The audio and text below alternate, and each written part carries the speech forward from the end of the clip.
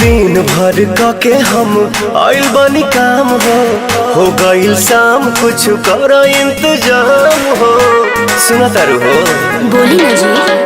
हाँ। दिन भर के हम आइल बानी काम हो गईल शाम कुछ कर इंतजाम हो। दही में दम रही तबे लड़ी गाड़ी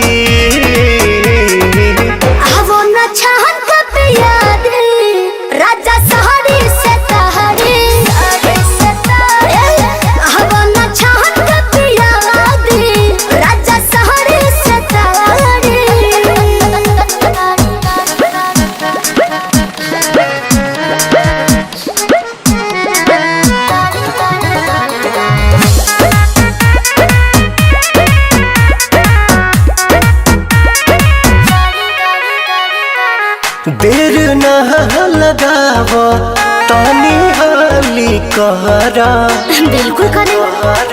चटक चिखाना चिखा के लवने खाली कहरा। ए राजा जी वही ठमड़िया छटहिया बिछा दी हो तपसे लबा तबे लबा हो डोलाबी।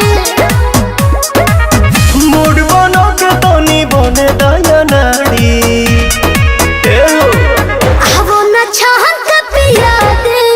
राजा सहरे सतहरे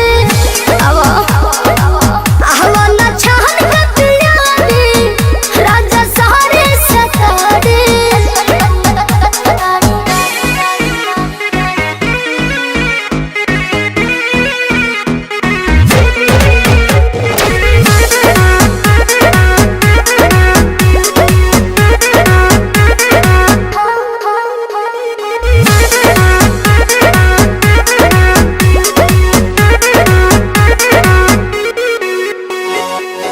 आज तह मिजाज मेहना नरमी चाही।